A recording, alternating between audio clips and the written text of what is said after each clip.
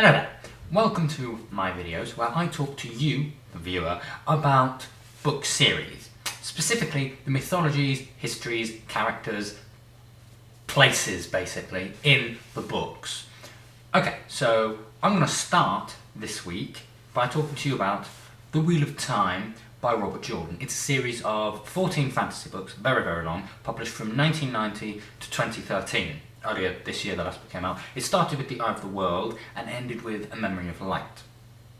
Okay, so I'm going to start by talking to you about the setting of this book, and because it's such a huge fantasy series, I'm going to start with the setting, and then this video, and then next video I'll talk about something else, and then the next video I'll talk about something else, all to do with these books, and then after I've talked about it I'll go on to another book, okay? I'll upload whenever I feel like, so watch out for them.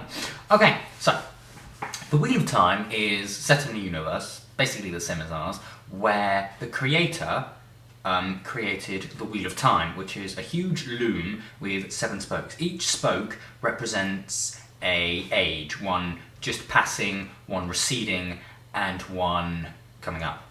The wheel is spun by the true source, or the one power.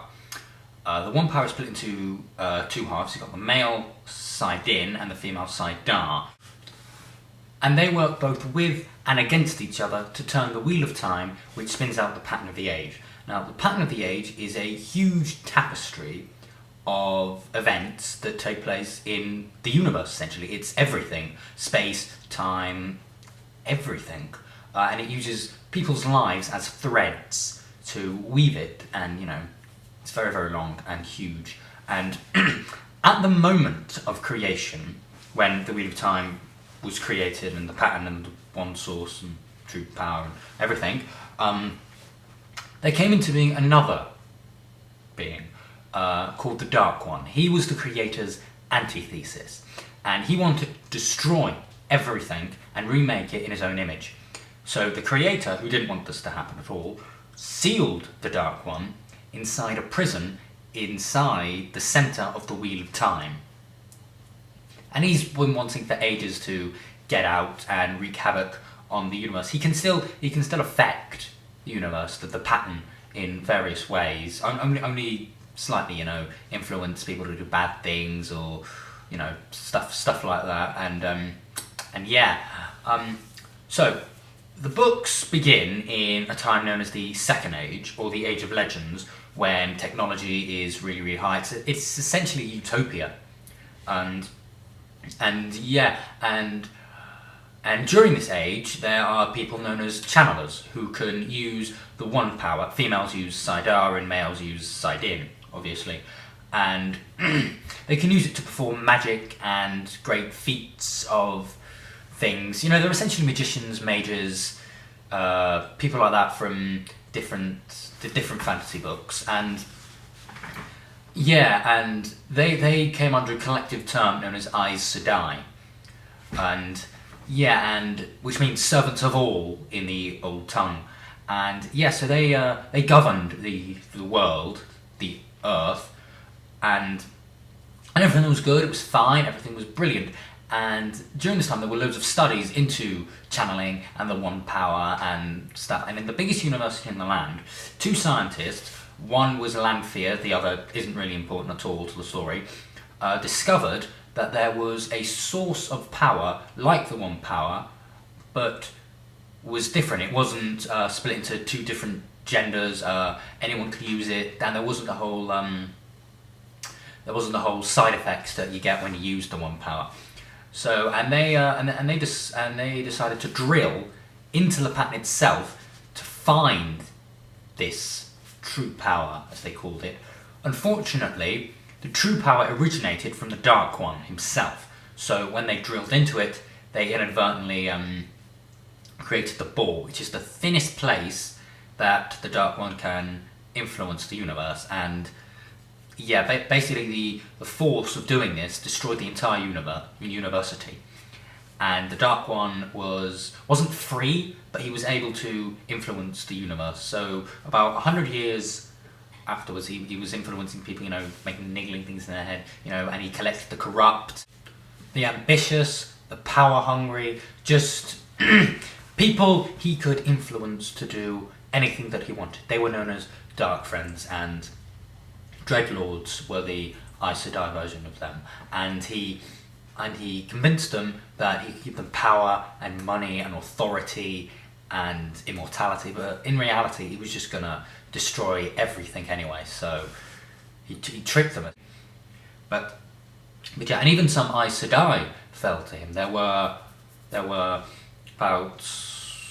quite a few, but the main ones were called the Forsaken, and there were 13 of them, and they turned to him for various reasons. Lanfear, who, as I've mentioned before, created the boar, she turned to him because she was spurned by an ex-lover. Ishmael joined because he was a mathematician, and he noticed that the only way for the Creator to win was to beat the Dark One every single time, and the only way for the Dark One to win was to win just once. The laws of patterns and mathematics, he figured out that the Dark One was going to win anyway, so he just joined them. Some others joined because they were jealous or because they wanted power. There was another one called Aginor who joined because he wanted to experiment outside the laws of ethics on humans and other things. And yeah, so you got Dark One, you got the Dark One, and you've got his followers, the Forsaken. You've also got Dreadlords under them. The Forsaken were the 13 most powerful Aes Sedai that went over to him. And yeah, so this all culminated in a large war between the light and the shadow. And the light spun out, the pattern spun out to protect itself, a being called the Dragon, whose name was Luz Thuren Thelamon, to lead the forces of light against the forces of shadow. And this all culminated in a massive war, the War of Shadow. Sorry, War of Power. It's sometimes called the War of Shadow, but people call it the War of Power. And in a huge open warfare in this utopian society that had to rediscover all aspects of war, and it was just awful. Open warfare everywhere. And yeah, so eventually it all ended when Luz Thuren Thelamon leaded 100 of his fellow Aes Sedai companions, all male. The women wouldn't go with him because they disagreed with him, and they went to the boar, which was situated in Sheol Ghoul, a large mountain, a big, huge mountain, and they went there and they managed to seal the boar and the 13 Forsaken inside it. Unfortunately, the Dark One, his counterstroke was to taint saidin with darkness, and that unfortunately caused all male Aes Sedai to go completely insane and just destroy the world. This time was called the Breaking of the World, and it formed the world that we see today. You can see in the books, well not today, but the times that the book's set in, and yeah, that's what it looks like now. Before, it looked completely different. There were oceans where land is and land where ocean was, but the male Aes Sedai went insane and just blitzed the place. It was a real apocalypse then. It was just awful. So anyway, I am finished talking about the setting now, and next week or whenever I will talk to you about the War of Power and go into more detail about that, about the armies of shadow, the armies of light, the Forsaken, the Trollocs, the Madrigal. Leave your stuff and do their things and whatever.